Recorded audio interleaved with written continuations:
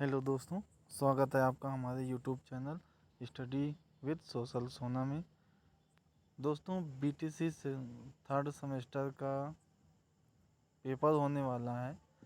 इसका प्रथम प्रश्न पत्र का बहुविकल्पीय प्रश्न आज हम रिवाइज करेंगे। तो ज़्यादा समय नहीं है, इसलिए जल्दी जल्दी रिवाइज किया जाएगा। आप लोग भी इस वीडियो को शेयर कर दीजिएगा। पीएनपी की बैठक आई थी, सुनने में आया है इसी जून के तीसरे सप्ताह से परीक्षाएं शुरू हो जाएंगी। इस बार सेंटर कम बनाए जाएंगे, ऐसा सूचना आया है। तो आगे बढ़ते हैं। पहला प्रश्न है, क्रियात्मक शोध का विकास किसने किया था? दोस्तों, क्रियात्मक शोध का विकास एम.एस. कोरे ने किया था। शून्य परिकल्पना संबंधित है निर्देशित परिकल्पना से और निर्देशित रहित परिकल्पना से। मतलब ऑप्शन सी सही है, आ और बा दोनों, मतलब बोथ ए एंड बी। मापन होता है गुणात्मक, मात्रात्मक, तुलनात्मक, उपर्युक्त सभी। दोस्तों, गुणात्मक सभी होता है, मतलब ऑप्शन डी सही है, उपर्युक्त सभी। मूल्यांकन होता है गुणात्मक, मात्रात्मक, तुलनात्मक, मतलब ऑप्शन सही है हमारा तुलनात्मक। आगे बढ़ते हैं। क्रियात्मक अनुसंधान का प्रथम चरण क्या होता है? क्रियात्मक अनुसंधान का प्रथम चरण क्या होता है? ए, कार्यविधि, समस्या चुनने का कारण, सी, समस्या की पहचान, और डी, निष्कर्ष। तो हमारा उत्तर सही है, समस्या की पहचान। आगे बढ़ते हैं। न्यायादर्श का संबंध किससे है? न्यायादर्श का संबंध किससे है? तो न्यायादर्श का संबंध मापन से, मूल्यांकन से, क्रियात्मक शोध से। तो हमारा उत्तर होगा क्रियात्मक शोध से।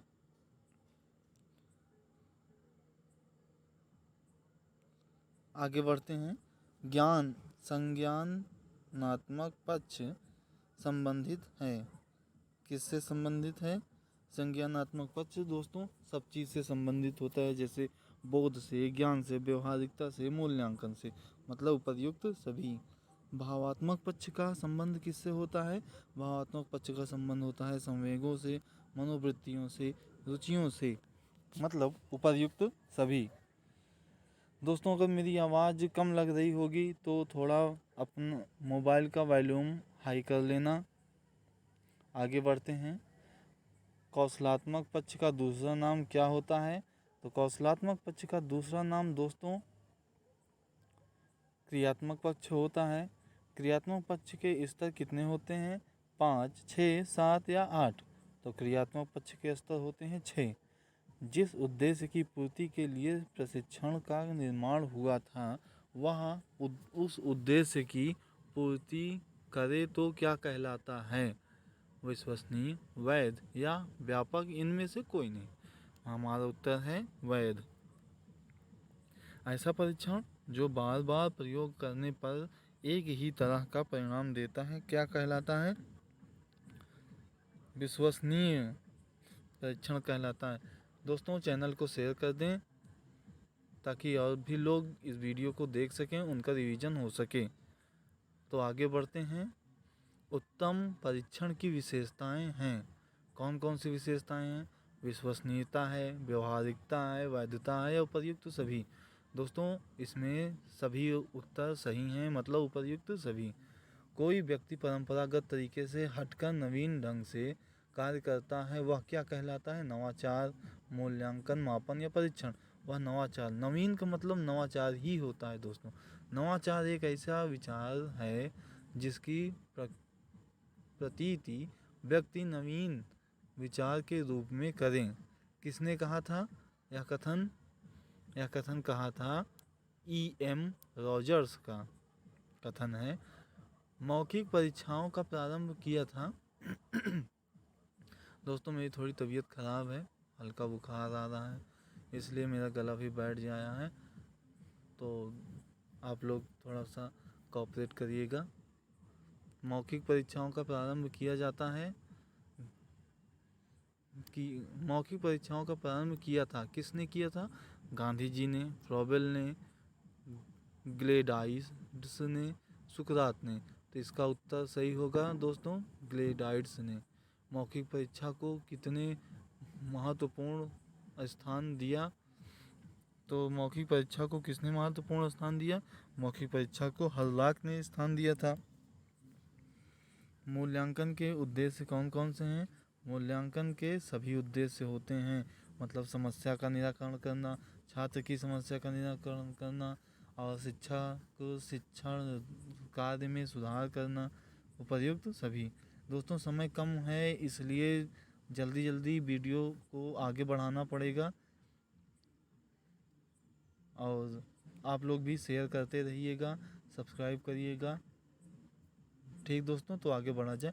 मूल्यांकन की प्रमुख विशेषताएं क्या क्या होती हैं? मूल्यांकन की सारी विशेषताएं प्रमुख होती हैं, जैसे गुण का मापन, शिक्षण गति प्रक्रिया का मापन बताती है, सतत चलने वाली प्रक्रिया होती है, मतलब उपर्युक्त सभी।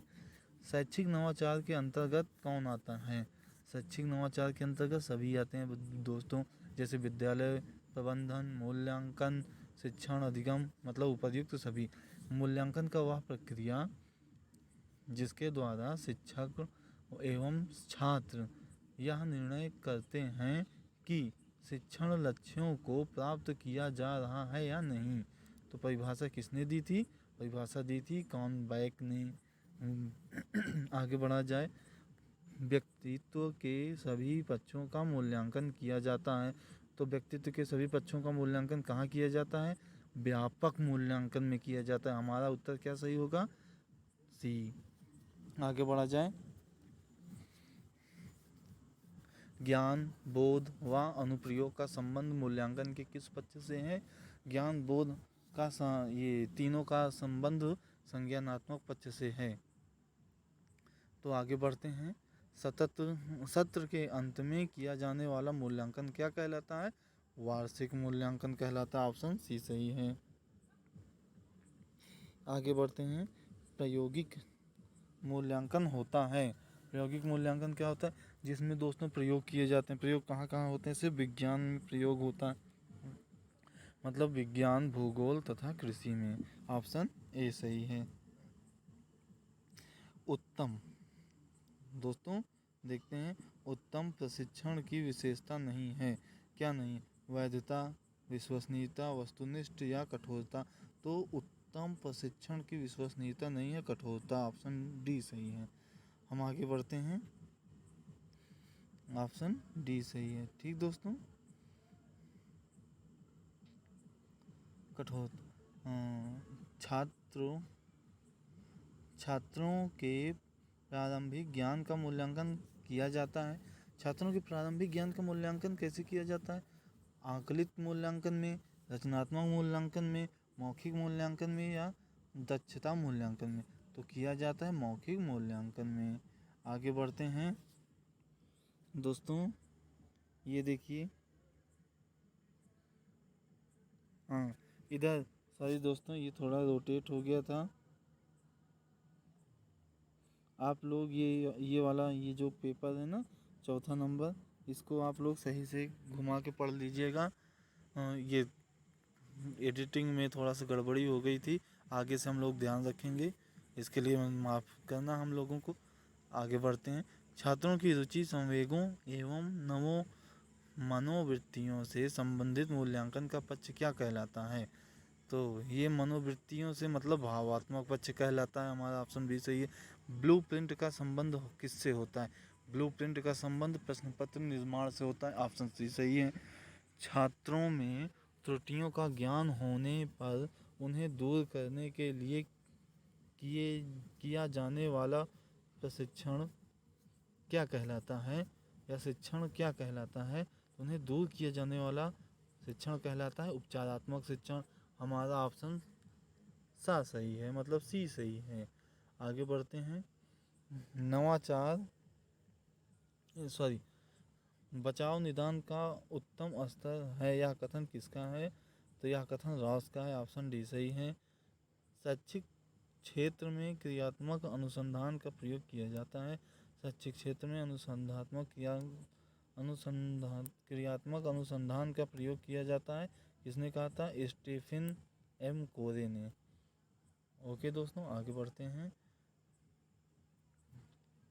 कार्य क्षेत्र से संबंधित समस्या के कारणों को जानने व समाधान हेतु किया जाने वाला शोध कहलाता है। क्रियात्मक शोध कहलाता है। शैक्षिक उद्देश्यों के अनुसार छात्रों प्रश्नों के पत्र होते हैं। प्रश्नों के 4 पत्र होते हैं, मतलब ऑप्शन डी सही है। मूल्यांकन के नितंत चलने वाली प्रक्रिया क्या है? एनसीईआरटी है। यह कथन एनसीईआरटी ने बोला था, ये तो सबको याद होना चाहिए। मूल्यांकन, ये हमेशा ये क्वेश्चन हमेशा आता है दोस्तों। मूल्यांकन एक सतत प्रक्रिया है। यहाँ शिक्षा की संपूर्ण प्रणाली का आवश्यक अंग है और शिक्षा के उद्देश्यों के साथ पूर्ण रूप से संबंधित है। यह कथन किसने दिया था? कोठारी कमीशन ने, मोदालियर कमीशन ने, नई शिक्षा नीति है या राममूर्ति कमेटी का? ये है कोठारी कमीशन का। आगे बढ़ते हैं दोस्तों ये वाला प्रश्न धुंधला हो गया, लेकिन हम पढ़ के बता देते हैं।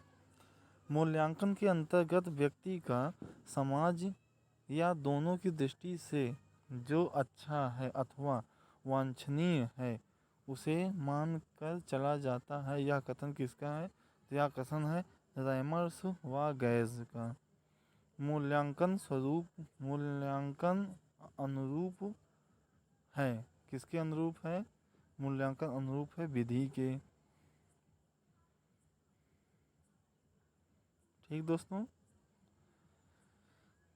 मूल्यांकन का उपकरण व प्रविधि के उद्देश्यों के अनुरूप विभाजित किया जाता है। कितने वर्गों में?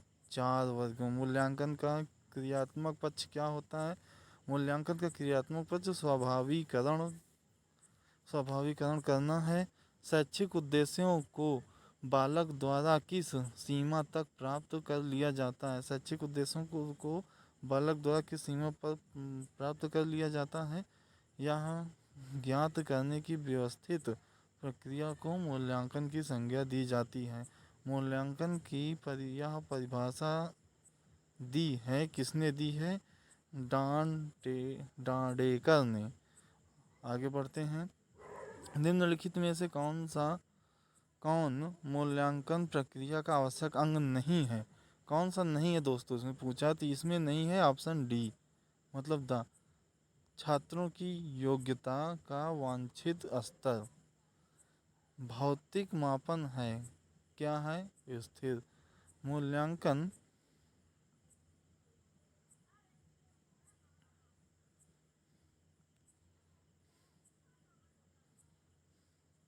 मूल्यांकन व्यक्ति अथवा समाज या दोनों दृष्टि से अच्छा है अथवा वांछनीय है, उसका मानकर चला जाता है। किसने कहा था? रैमर्स तथा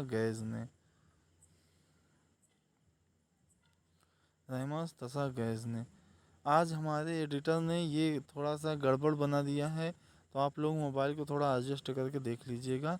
दक्षता आधारित मूल्यांकन है। क्या है? सतत मूल्यांकन और व्यापक मूल्यांकन, मतलब बोथ ए एंड बी। सही ऑप्शन सही है। भावात्मक पक्ष के उद्देश्यों को सम्मिलित किया जाता है। कहाँ सम्मिलित किया जाता है? मान्यताओं में, चरित्र गुण में, अभिवृत्तियों में, ये सभी डी ऑप्शन सही है। प्राथमिक कक्षाओं में किस मूल्यांकन प्रविधि का प्रयोग किया जाता है? प्राथमिक कक्षाओं में निरीक्षण का प्रयोग किया जाता है। प्रश्नावली सूची संबंधित है। प्रश्नावली सूची दोस्तों किससे संबंधित है? तो प्रश्नावली दूसरी नहीं, सूची परिप्रेक्षा आकार से संबंधित है। साक्षात्कार संबंधित है किससे? अनुसूचित से। अशाब्दिक निरीक्षण मापनी है। अशाब्दिक निरीक्षण मापनी है किसकी है? आत्म निर्धारण विधि की। उत्तम परीक्षण की विधि, उत्तम परीक्षण की विशेषताएं हैं। उत्तम परीक्षण की विशेषताएं हैं वैधता, विश्वसनीयता, व्यवहारिकता या डी। मतलब ये सभी हैं, ऑप्शन डी सही है। शिक्षण अधिगम तथा शिक्षण अधिगम तथा शिक्षण अधिगम तथा मूल्यांकन एक दूसरे से संबद्ध हैं। हाँ, एकदम घनिष्ठ संबद्ध हैं।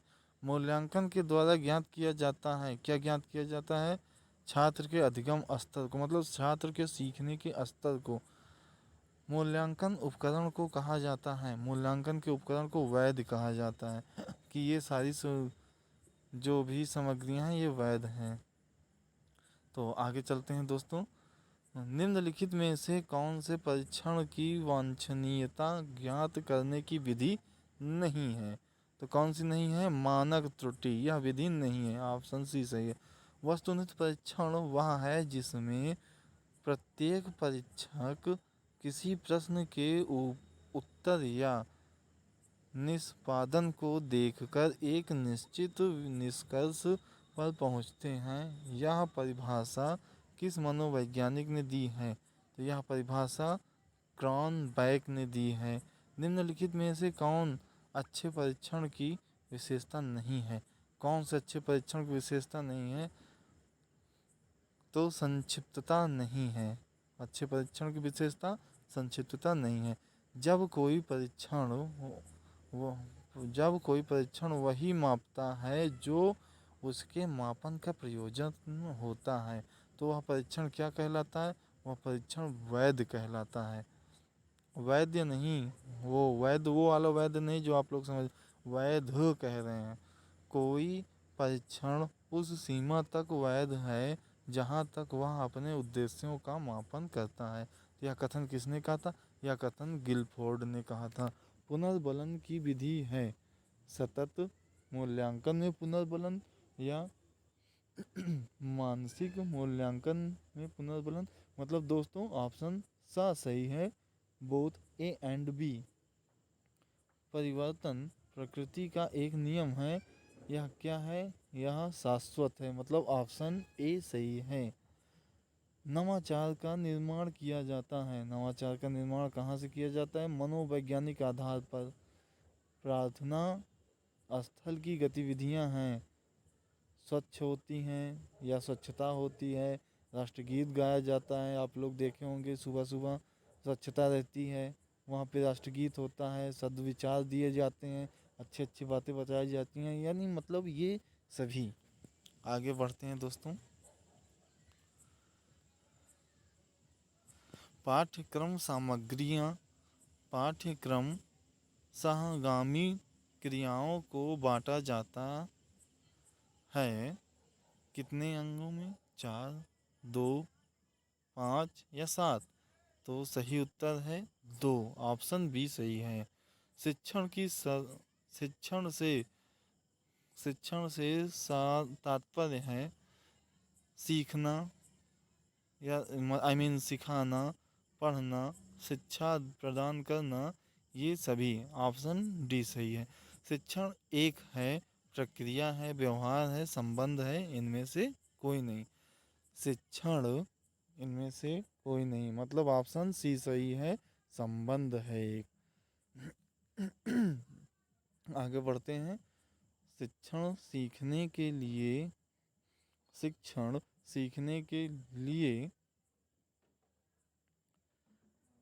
है, प्रेरणा है, पथ प्रदर्शन है या पथ निर्देशन है? तो दोस्तों ये सभी है। शिक्षण की प्रकृति है, शिक्षण की क्या प्रकृति है? शिक्षण एक उद्देश्यपूर्ण प्रक्रिया है, शिक्षण निर्देशन प्रक्रिया है, शिक्षण का मापन किया जाता है, या ये सभी। शिक्षा से आप उद्देश्य का प्राप्ति करते हैं, निर्देश की प्राप्ति करते हैं, और किसी चीज़ की तुलना भी करते हैं, मतलब ये सभी। आगे बढ़ते हैं। बालक एक ऐसी पुस्तक है जिसका अध्ययन अध्योपांत शिक्षक कक्ष में करता है। यह कथन किसका है? तो यह कथन रॉस का है। आगे बढ़ते हैं। व्यापक मूल्यांकन द्वारा मूल्यांकन किया जाता है व्यक्ति के सभी पक्षों का, नैतिक मूल्यों का, शांति, शिक्षा का, केवल प्राप्ति का। मतलब व्यक्तित्व के सभी पक्षों का। समझ में आया? मूल्यांकन का संज्ञानात्मक पक्ष संबंधित है। मूल्यांकन का संज्ञानात्मक पक्ष से क्या होता है? संज्ञानात्मक पक्ष में 3 पक्ष होते हैं, जैसे ज्ञान का पक्ष, बोध और अनुप्रयोग का, मतलब उपर्युक्त सभी। ऑप्शन डी सही। सतत मूल्यांकन क्या कहलाता है? सतत मूल्यांकन सत्र के अंत में किया जाता है, सत्र के मध्य में किया जाता है, या नित्य किया जाता है? ऑप्शन डी सही है, सत्र के।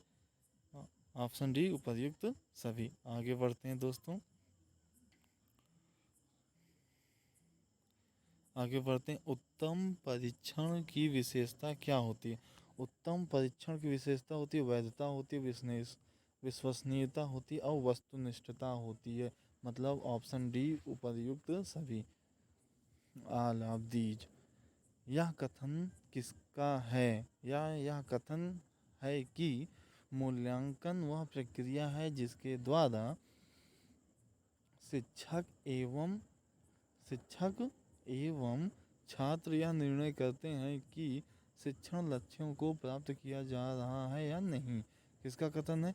यह कथन है ग्रीन का। आगे बढ़ते हैं। स्टीफन एम कोरे ने शैक्षिक क्षेत्र में किस प्रकार के अनुसंधान का प्रयोग किया? तो स्टीफन कोरे ने शैक्षिक अनुसंधान में क्रियात्मक शोध का प्रयोग किया है। आप लोग बगल में उत्तर लिखा है, तो इसका मतलब ये नहीं कि आप लोग उत्तर देखेंगे। बेईमानी नहीं करनी है। मैंने खुद पढ़ा है ये नोट्स, मुझे याद है। आप लोग कमेंट बॉक्स में किसी भी प्रश्न का उत्तर पूछ सकते हैं। क्रियात्मक शोध करने का अधिकार किसको है या किसे है? तो केवल शिक्षक को है? नहीं। शिक्षक एवं प्रधानाध्यापक को है? नहीं। शिक्षकों को, प्रधानाध्यापक को है? नहीं। मतलब शिक्षक को भी है क्रियात्मक सोच, प्रधानाध्यापक को है, छात्रों को है तथा सभी को है। ऑप्शन डी सही होगा। क्रियात्मक शोध में शोधकर्ता होता है। क्रियात्मक शोध में शोधकर्ता होता है। शोधकर्ता क्या होता है? उत्पादक एवं उपभोक्ता दोनों। मतलब सी वाला सही है, बोथ ए एंड बी, उत्पादक एवं उपभोक्ता। मूल्यांकन का अर्थ है किसी वस्तु या प्रक्रिया का मूल्य निश्चित करना। यह कथन किसका है? तो यह कथन है रामर्स व गेज का। सत्र के अंत में होने वाला मूल्यांकन क्या कहता? ये तो रिपीटेड क्वेश्चन है। ये कहलाता है वार्षिक मूल्यांकन। ज्ञान, बोध और अनुप्रयोग, ये भी रिपीटेड क्वेश्चन है। ये कहलाता है संज्ञानात्मक। आगे बढ़ते हैं दोस्तों। दूर दूर से बहुत खोज के ये सब प्रश्न लाए गए हैं। आगे बढ़ा जाए। छात्रों की त्रुटि का ज्ञान होने पर उन्हें दूर करना क्या कहलाता है? यह किस शिक्षण के अंतर्गत आता है? ये उपचारात्मक शिक्षण के अंतर्गत आता है। बचाव निदान का उत्तम स्तर है। यह किसने कहा था? यह कहा था रॉस। निम्न में से मूल्यांकन का पक्ष नहीं है, तो कौन सा नहीं है? मात्रात्मक नहीं है। ब्लूप्रिंट का संबंध है किससे होता है? ब्लूप्रिंट का संबंध प्रश्न पत्र निर्माण से। ये भी रिपीटेड है। कार्य क्षेत्र से संबंधित समस्या के कारणों को जानने व समस्या के समाधान हेतु किया जाने वाला शोध है। क्या है? क्रियात्मक शोध। ऑप्शन डी सही है। प्रायोगिक मूल्यांकन होता है विज्ञान एवं मनोविज्ञान से। आगे बढ़ते हैं। मूल्यांकन के कितने पक्ष होते हैं? मूल्यांकन के 3 पक्ष होते हैं। ऑप्शन जो भी प्रश्न आपको न समझ में आए कमेंट बॉक्स में कर देना। प्रश्न के साइड में उनका नंबर भी दिया गया है कि इस नंबर का प्रश्न मुझे नहीं समझ में आया। थोड़ी सी तबीयत ख़राब होने के कारण मैं थोड़ा धीरे बोल पा रहा हूँ, और मेरी आवाज़ अगर आप लोगों को ना सुनाई देती हो तो प्लीज़ दोस्तों थोड़ा सा वॉल्यूम तेज़ कर लेना। अभी हम लोग उस तरह से नहीं हैं कि अच्छा माइक वगैरह ख़रीद पाएँ। तो आगे बढ़ते हैं। शैक्षिक उद्देश्यों के अनुसार प्रश्नों का प्रकार नहीं है। प्रश्नों का प्रकार आकलित प्रश्न नहीं होता है, ज्ञानात्मक होता है, बोधात्मक होता है, अनुप्रयोगात्मक प्रश्न होता है। शैक्षिक क्षेत्र में क्रियानात्मक बोध का प्रथम प्रयोग किया जाता है। स्टेफन एम कोरे ने क्या किया जाता है? स्टीफन एम कोरे ने, मतलब आ वाला सही है। उत्तम प्रशिक्षण की विश्वसनीयता नहीं है। कौन सी नहीं है? कठोरता। अगर आप किसी को प्रशिक्षण दे रहे हैं तो कठोरता से नहीं दे सकते हैं। आगे बढ़ते हैं दोस्तों समय कम है तो थोड़ा सा तेजी में अब पढ़ाई की जाएगी। किसी निश्चित प्रयोजन को ध्यान में रखकर जब हम यह देखते हैं कि उसको पूरा करने में वह वस्तु विचार क्रिया कहाँ तक उपयोगी है, यह निर्णय कहलाता है। क्या कहलाता है? मूल्यांकन। व्यापक मूल्यांकन का आशय होता है व्यक्तित्व के सभी पक्षों के मूल्यांकन से। क्या होता है? व्यक्तित्व के सभी पक्षों के मूल्यांकन से। मूल्यांकन प्रक्रिया को सामान्यतः कितने भागों में बांटा गया है? मूल्यांकन प्रक्रिया को सामान्यतः 4 भागों में बांटा गया है। ऑप्शन ए सही है। निम्नलिखित में से किसका संबंध मूल्यांकन के संज्ञानात्मक पक्ष से होता है? निम्नलिखित में से समझ का, आप समझ रहे हैं, संज्ञान आपके दिमाग से होता है, मतलब समझ से। आगे बढ़ते हैं। निम्नलिखित में से किसका संबंध मूल्यांकन के भावात्मक पक्ष से होता है? किसका संबंध होता है? रुचियों का संबंध भाव से होता है। सतत और व्यापक मूल्यांकन की प्रक्रिया मुख्यतः कितनी क्रियाएं होती हैं? मुख्यतः 5 होती हैं। हमेशा ये 5 ही रहेंगी। बच्चों द्वारा किए गए कार्यों एवं उपलब्धियों का विवरण करने हेतु प्रयोग तैयार किया जाता है। तो कहाँ किया जाता है? छात्र प्रोफाइल से। समझ रहे हैं? जैसा आप लोग फेसबुक व्हाट्सएप वगैरह में प्रोफाइल लगाते हैं ना, वैसे ही इन लोगों पर बच्चों पे भी किया जाता, तो उनके प्रोफाइल से। निम्नलिखित में से किसके द्वारा यह पता चलता है कि बच्चों ने अभी तक कितना ज्ञान व कौशल अर्जित किया? कितना मापक। आगे बढ़ा जाए। आगे बढ़ते हैं हम लोग। क्रियात्मक शोध का मूल आधार होता है। क्रियात्मक शोध का मूल आधार क्या होता है? समस्या हमारी और हल भी हमारा, मतलब आप खुद अपनी समस्या को हल करेंगे। आगे बढ़ते हैं। निम्नलिखित में से कौन सी क्रियात्मक शोध की विशेषता होती है? तो शोध की विशेषता क्या होती है? ऑप्शन डी सही है। समस्याएं अनुभव जन्य होती हैं। क्रियात्मक शोध का संपादन कितने चरणों में होता है? तो 8 चरणों में होता है। क्रियात्मक शोध में समस्या की पहचान करते समय होने वाले तथ्यों की जानकारी के अंतर्गत नहीं आता है। क्या नहीं आता?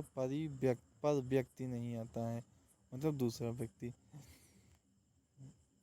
क्रियात्मक शोध से किसी समस्या का प्रस्तावित उत्तर कहलाता है, तो उत्तर कहलाता है परिकल्पना। क्रियात्मक शोध जिस लक्ष्य समूह के बारे में किया जाता है उसे क्या कहते हैं? उसे कहते हैं समष्टि कहते हैं। निम्नलिखित में से कौन सा क्रियात्मक शोध के उपकरण के अंतर्गत नहीं आता? तो प्रत्याक्षण नहीं आता। ऑप्शन सी सही है। क्रियात्मक शोध के प्रवर्तक हैं, कौन है? एस.एम. कोरे, मतलब स्टीफन कोरे। ये सतत व्यापक मूल्यांकन कब आरंभ हुआ था? ये 2009 में आरंभ हुआ। ये कई बार पूछ चुका है, 18 में भी आया था, 19 में भी आया था। आगे बढ़ते हैं। रीता ने भाषा में 60 अंक प्राप्त किए और 60 अंक का प्राप्तांक क्या कहलाएगा? मापन कहलाएगा। ब्लूम टेक्सोनोमी विकसित हुई है। ब्लूम टेक्सोनोमी विकसित हुई है। किससे विकसित हुई है? 1956 में विकसित हुई है। प्रोफेसर स्टेफन एम कोरे की पुस्तक का नाम बताओ। तो प्रोफेसर एम कोरे की पुस्तक का नाम है डी। आ जाइए आप, D to improve school practicals. समझ में आया दोस्तों? आगे बढ़ते हैं, क्योंकि समय नहीं है, 2-3 हफ्ते में आपकी परीक्षाएं होने लगेंगी, क्लास भी अच्छे से चलानी है। आगे बढ़ते हैं।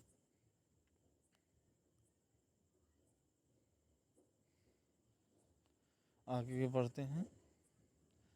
निबंधात्मक परीक्षण के प्रश्न हैं। निबंधात्मक परीक्षण के प्रश्न उदाहरण होते हैं। वस्तुनिष्ठ